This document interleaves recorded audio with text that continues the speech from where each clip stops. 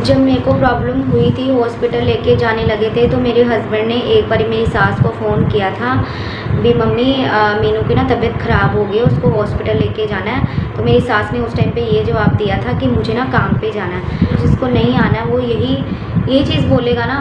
तो फिर पापा को फ़ोन किया, फिर पापा कहते कि ना कि क्या हुआ है, तो उन्होंने बोला इस टाइम पे हॉस्पिटल क्यों जाना पड़ता है। तो कहते ठीक है हम आ रहे हैं। आधा घंटा निकल चुका था, वो नहीं आए थे। उन्होंने फिर फ़ोन किया भी आप आ रहे हो या नहीं आ रहे, बोल रहे थे कि काम पे जाना है। तो उन्होंने बोला कि आप आना है हाँ या ना का जवाब दो, ऐसे लारे मत लगाओ। तो फिर पापा को पता चल गया कि भी मेरे हस्बैंड को गुस्सा आ गया, क्योंकि वो टाइम ही ऐसा था। एक तो वो खुद चल के फ़ोन कर रहे हैं कि भी मीनू को ये प्रॉब्लम हो गई है, कि कल को फिर वो ना फैमिली वालों में, रिश्तेदारों में ये कहते फिरते हैं कि हमें कौन सा बताया था। फिर इस बात का भी वो इशू बनाते हैं, क्योंकि पापा से तो मैं बोल रही हूँ ना, पापा तो घर पे आते जाते थे, मम्मी से मैं ना बोलती थी और मम्मी मेरे घर पे भी नहीं आते थे। तो इसलिए उन्होंने पापा को बताया था। फिर उसके आधे घंटे बाद, जब पहले आधे घंटे तक आए नहीं, फिर दोबारा फ़ोन किया, फिर उसके आधे घंटे बाद जो मम्मी है वो आ गए। फिर मेरी मम्मी थे वहाँ पे, वो भी आ गए थे। फिर उसके बाद जो है हॉस्पिटल में मम्मी मेरे साथ रहे थे। दूसरे दिन उन्होंने मुझे ये कहना स्टार्ट कर दिया कि मैं भी घर जाना है, मुझे टॉयलेट जो है यहाँ का बहुत गंदा है, मुझे नहाना है। तो मैं वहाँ पे क्या कह सकती थी, क्योंकि हम मेरे हस्बैंड थे वो काम पे जाते थे और मेरी मम्मी थी वो मेरे पास इतना नहीं रह सकती थी, क्योंकि उस टाइम पे घर में भी कोई प्रॉब्लम थी, तबीयत किसी की नहीं ठीक थी, तो मेरी मम्मी नहीं रह सकती थी, यही रीज़न था। अदरवाइज़ मेरी मम्मी मेरी बहुत हेल्प करती थी, बहुत हेल्प करती थी, जितना हो सकता था ना मेरी मम्मी मेरे लिए करती थी। वो खुद भी, उनका भी मतलब मम्मी का भी ऑपरेट हुआ था ना, मम्मी को प्रॉब्लम थी यहाँ पे क्या बोलते हैं रसोली की प्रॉब्लम थी, तो उनका ऑपरेट हुआ था। इस वजह से उनकी तबीयत नहीं ठीक रहती थी। लेकिन एक बेटी का दर्द जो है माँ से ज़्यादा कोई नहीं समझ सकता, तो वही प्रॉब्लम है। मेरी मम्मी मुझे पूछती रहती थी, हमेशा पूछती थी कि तू कैसी है, तू कैसी नहीं है। लेकिन मैं अपनी मम्मी को अपनी तकलीफ़ नहीं बताती थी। अगर मेरे को कुछ होता था ना, तो मैं खाना भी बनाती थी, मुझे इतने चक्कर आते थे, हॉस्पिटल जाती थी इतने चक्कर आते थे। मेरा एक बारी मैं चेक करवाने गई थी, मेरी मम्मी मेरे साथ थी, तो डॉक्टर ने, बाहर जो नर्सें होती हैं उन्होंने मेरा ब्लड प्रेशर चेक किया, ब्लड प्रेशर इतना हाई था। जो नर्सें हैं मुझे बोलने लग पड़ी आपकी तबीयत कैसी है, आप ठीक हो? मैंने कहा हाँ मैं ठीक हूँ। लेकिन मेरी जो सांस है वो फूल रही थी। मुझे ऐसे हमेशा लगता था मैं ठीक हूँ, मैं अपने आप को ठीक रखती थी। अगर मेरी तबीयत ख़राब भी होती थी ना, मैं ऐसे बोलती थी मैं ठीक हूँ, क्योंकि मुझे मेरी आंखों के सामने मेरे 2 बच्चे दिखते थे और मेरे हस्बैंड नज़र आते थे कि मेरे अलावा उनका कोई नहीं है। मुझे मेरे बच्चे हमेशा नज़र आते थे, तो मैं ऐसे कहती थी मैं ठीक हूँ बस। तो फिर डॉक्टर ने अंदर, जब मेरी टर्न आई मैं अंदर गई, तो डॉक्टर ने बोला क्या हो गया है, ऐसे बोला उन्होंने क्या हो गया है, मतलब आपका लास्ट मंथ चल रहा है, आपका ब्लड प्रेशर पता आपको कितना हाई है, आप पैदल आए हो, किसके साथ आए हो, कौन है आपके साथ? तो मैंने बोला मेरी मम्मी आई है। तो बोलते भाई बात ऐसी है कि आप ना रेस्ट पे हो जाओ, अब आप रेस्ट करो, आपको बिल्कुल काम नहीं करना। मैंने लास्ट वाला मंथ था, कभी भी ऑपरेट हो सकता था।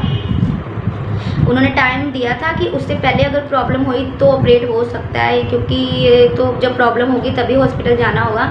उन्होंने मुझे, डॉक्टर ने मुझे कहा आप ना रेस्ट पे चले जाओ, आपकी तबीयत बहुत ज़्यादा ख़राब है, आपका ब्लड प्रेशर इतना हाई है, आप में खून की इतनी ज़्यादा कमी है। क्योंकि जब ऑपरेट करते हैं ना उस टाइम पे, मतलब आपको पता है कि उसको पेट को काट के बच्चे को निकाला जाता है, तो खून भी बहुत ज़्यादा, ब्लीडिंग बहुत ज़्यादा होती है उस टाइम पे। तो डॉक्टर ने बोला था ये बहुत रिस्की है, आप रेस्ट पे बैठो, आप खूब सारे फ्रूट्स खाओ, अच्छे से दवाई खाओ, दूध पियो, मतलब अपना ध्यान रखो इस टाइम पे, वरना लास्ट टाइम पे आपको भी खतरा होगा और आपके बच्चे को भी खतरा होगा। मैंने बोला उनको, मैंने कहा मैं कैसे करूं, मेरे साथ तो कोई नहीं है, क्योंकि मेरी मम्मा तो अलग है। मेरी मम्मा अगर मेरा ध्यान रखेंगे, घर पे आ जाएंगे, मेरा भाई है उसका ध्यान कौन रखेगा? मम्मा मेरा ध्यान रखेंगे तो उसका ध्यान कौन रखेगा? वो भी तो अकेला है ना। तो मैं अपनी सास, उन्होंने बोला कि हाँ तेरी मम्मा, डॉक्टर ने बोला कि तेरी मम्मा नहीं आ सकते, तो तेरी सास कहाँ पे है? उन्होंने ऐसे ही बोला मुझे कि तेरी सास कहाँ पे है? तो मैंने बोला कि मेरी सास तो सेपरेट रहते हैं। तो उन्होंने कहा अपने हस्बैंड को बोल कि तेरी सास को कहे कि तेरे को लेके जाए और तू रेस्ट पे रहे। तो मैंने कहा कि ठीक है। मैंने उनको कुछ नहीं बताया कि ये है वो है। मेरी सास को सब कुछ पता था, मतलब मेरे हस्बैंड ने भी बताया था, मेरे जो ससुर है उन्होंने भी बताया था कि मेरी तबीयत नहीं ठीक है। मुझे दुख इसी बात का होता है, मैंने उनकी मतलब जब उनको तकलीफ़ हुई थी, उनके पैरों में तकलीफ़ हुई थी ना, तो घर का सारा काम मैंने किया था, सारा काम मैं करती थी। जो उनकी बहन है, उनकी ही फैमिली में मतलब जो है मेरे ससुर के कज़न हैं, उनकी फैमिली में उनकी बहन की जो मैरिज हुई है, एक दिन भी वो घर पे काम नहीं करने आए थे, एक दिन भी मैंने सारा काम किया था। वही बहन है जो आज मेरी जो वीडियोस में जब मैंने मम्मी की वो वीडियो डाली थी कि उन्होंने मेरे साथ क्या किया, वीडियो में नीचे कमेंट में बोल रहे थे कि आप ऐसे कर रहे हो, आप ऐसे कर रहे हो। वैसे मेरी सास ने अपने मायके वालों का साथ दिया हमेशा से ही। उन्होंने कभी नहीं टोका कि मेरे बच्चों के बारे में मत बोलो और मेरे बहू के बारे में मत बोलो, क्योंकि उनकी भी बहुएं हैं, उनके घर में भी बच्चे हैं, लेकिन आज तक कोई उनके बच्चे के बारे में और उनकी बहुओं के बारे में बोल के दिखाए, कुछ भी हो जाए। उनके बच्चे भी क्या क्या करते हैं सबको पता होता है, सब कुछ पता होता है, क्योंकि हम इंसान हैं, हमें सब कुछ पता होता है। रिश्तेदारी में सब कुछ सबको सारी बात पता चलती है, लेकिन ये माँ बाप पे डिपेंड होता है कि हम हमारे बच्चे को कितना सपोर्ट करते हैं। मैं ये नहीं कह रही हूँ कि गलत चीज़ को सपोर्ट करो, लेकिन आप अगर आपका बच्चा गलत है ना, मैं ये कहती हूँ कि आप अपने बच्चे को अलग से बिठा के अच्छे तरीके से प्यार से समझाओ।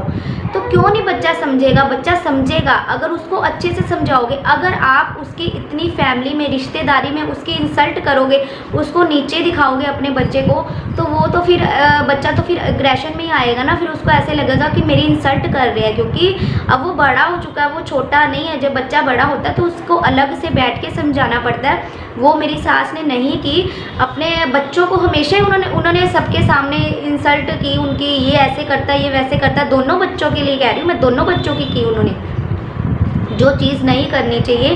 क्योंकि आने वाले टाइम पे जो है ना, एक टाइम ऐसा आता है कि बच्चे ही साथ देते हैं, कोई दूसरा साथ नहीं देता। अभी भी पीछे मेरी गुड़िया थी, जब उसका सांस वगैरह रुक गया था तो मैं वहाँ पे जाके कुछ दिन के लिए रही थी, क्योंकि मेरी गुड़िया की तबीयत बहुत ज़्यादा ख़राब हो गई थी। उसको रात को बिल्कुल सांस नहीं आ रहा था। डॉक्टर ने बोल दिया था कि इसको ना एडमिट करना पड़ेगा, इसकी तबीयत ख़राब है, 3 दिन दवाई दे के देख लो। तो मैं उसको रात को सांस की तकलीफ़ हो गई, उसका नाक बंद हो गया। उस टाइम पे मेरी सास का जो पैर है ना, पैर ख़राब था, मतलब पैर उनके पता नहीं मांस फट गया था, कैसे थे, उनके पैर से चला नहीं जा रहा था। तो मैंने उस टाइम भी यही चीज़ बोली, मम्मी आप इसको लेके बैठ जाओ गुड़िया को, घर का सारा काम मैं कर लूँगी। मैं अपना इधर का सारा काम छोड़ के गई थी, सारा काम मेरा इधर का छोड़ के गई थी। मेरे घर पे कोई काम नहीं हो रहा था इधर, क्योंकि हमारी ना मोटर ख़राब हो गई थी पानी की, तो कितने दिन से पानी नहीं आ रहा था। तो मैंने सोचा इधर की मैंने टेंशन हटा दी।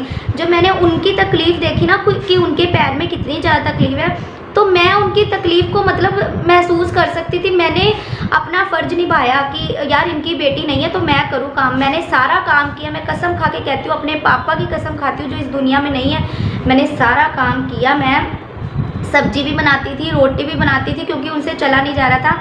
मैं झाड़ू भी मारती थी, मैं पोछा भी लगाती थी, मैं सारा काम करती थी, सारा काम मैंने किया। लेकिन फिर भी मुझे वो रिस्पेक्ट नहीं मिली, मुझे वो रिस्पेक्ट नहीं मिली। मेरे बारे में बाद में पीछे से बुरा ही बोला गया, बुरा ही कहा गया। मुझे तकलीफ़ इसीलिए मैंने उस दिन वो वीडियो डाली कि मैंने कितना ज़्यादा मतलब मैं अच्छा कर लूँ, वो मेरे साथ अच्छे नहीं हो सकते। पास में उनकी बहन थी, एक दिन भी वो काम करने आए।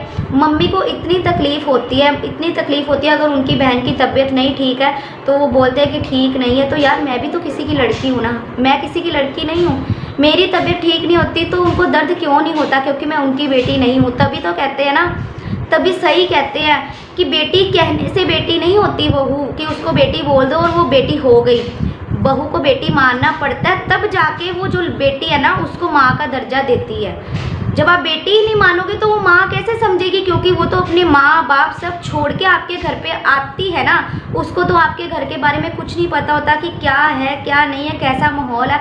आपको पहले शुरुआत करनी पड़ती है। आप उसको प्यार दोगे, उसको प्यार मिलेगा, तो वो कहेगी ना हाँ भी इन्होंने मुझे माँ जैसा प्यार दिया, ये मेरी माँ है। मैंने फिर भी अपने हर जगह पे जहाँ जहाँ मुझे लगा मैंने बहुत कुछ किया। ये है ना कि छोटी छोटी बातें जो है मैं अभी नहीं बता सकती, वीडियो बहुत ज़्यादा लंबा हो जाएगा। तो मतलब मुझे प्यार नहीं करना था और वो नहीं करेंगे। अब जो मैंने है आप सबको अपनी मेरी जो प्रेगनेंसी स्टोरी है उसके बारे में बता दिया है कि मैं सब कुछ अकेले झेला है, सब कुछ दुख में, कुछ कष्ट में। मैंने यही अपने आप को स्ट्रॉन्ग बनाया कि मेरे बच्चे हैं, मेरे बिना मेरे बच्चों का कौन होगा। मेरे होते मेरे बच्चे कई बार ऐसी तकलीफ़ में हो जाते थे, जब मेरी हिम्मत नहीं होती थी, मैं नहीं बना पाती थी, तो मेरे बच्चे भूखे बैठे रहते थे, मैं उठती थी, खाना बनाती थी, तो मुझे ये होता था यार मेरे होते हुए मेरे बच्चे इतनी तकलीफ़ में हैं, मेरे ना होने के बाद मेरे बच्चों का क्या हाल होगा।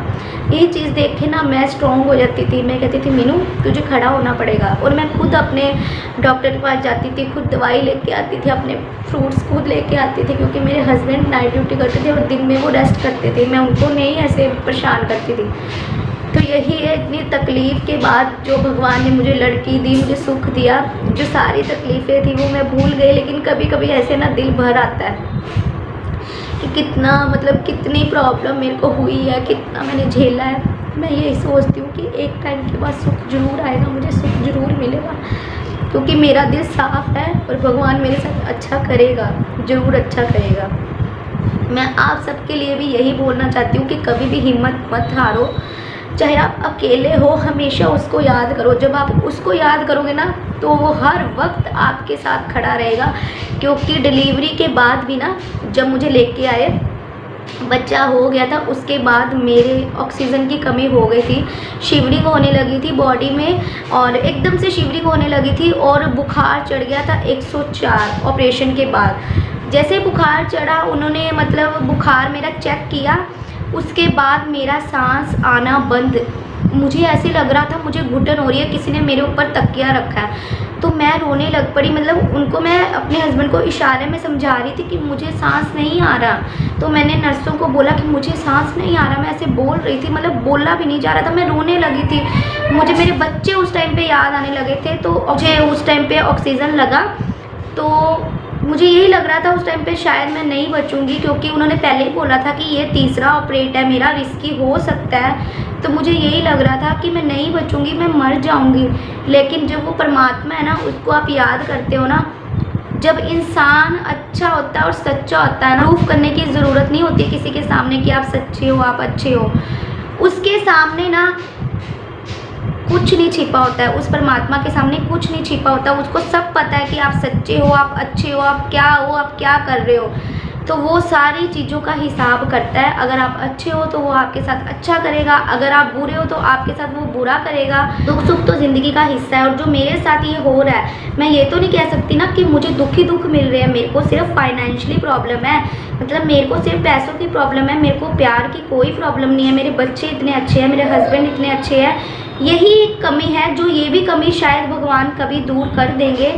आप भी कभी हिम्मत मत हारना, आप चाहे कभी भी अकेले हो जाओ, आप हिम्मत मत हारना, क्योंकि परमात्मा को याद करना, और परमात्मा हमारे बुरे वक्त में हमेशा हमारा साथ देता है। उन्होंने मेरा भी साथ दिया है, वैसे ही वो आपका भी साथ देगा। तो यही बोलना चाहती हूँ, मैंने आप लोगों के साथ दिल खोल के अपनी सारी बातें शेयर की है। आप लोगों के साथ सारी बातें मैं शेयर करती हूँ तो मेरा मन हल्का हो जाता है। जो मेरे साथ पीछे हुआ है मैं सब कुछ शेयर करती हूँ, अच्छा लगता है। और जो मेरी लाइफ में पीछे हुआ है वो मैंने आप लोगों के साथ सब शेयर किया है, तो मुझे ऐसे लगता है कि मेरा दिल हल्का होता है और मुझे बहुत अच्छा लगता है। क्योंकि मैं आपको कितनी बार बता चुकी हूँ कि मैं ना किसी को नहीं बता सकती इतनी बातें जो मेरे साथ हुई है, किसी के साथ शेयर नहीं कर सकती। किसी बात का मेरा इतना इशू बना देते हैं, तो इसलिए मैं किसी से शेयर नहीं करती। और मैं अपनी मम्मी को भी बहुत कम बताती हूँ, मेरी मम्मी को भी बहुत कम बातें पता होती है, क्योंकि उनको घर की प्रॉब्लम भी होती है। हर किसी की फैमिली होती है, हर किसी को टेंशनें होती है, तो मैं उनको ज़्यादा टेंशन नहीं देती। तो बस यही है कि मैं आप लोगों के साथ जो है सारी बातें शेयर करती हूँ, तो मुझे अच्छा लगता है। अब तक के लिए बाय बाय। वीडियो बहुत लंबा हो चुका है, तो मिलती हूँ मैं एक नई वीडियो के साथ या एक नई ब्लॉग के साथ। रिक्वेस्ट करना चाहती हूँ कि प्लीज़ मुझे सपोर्ट करें, क्योंकि मैं आप सबके सपोर्ट के बिना नहीं आगे जा सकती हूँ। मेरी वीडियो पूरी देखा करें, एंड तक देखा करें, और अपने फ्रेंड्स के साथ मेरी वीडियो शेयर किया करें। तो प्लीज़ मुझे सपोर्ट करें। Bye bye.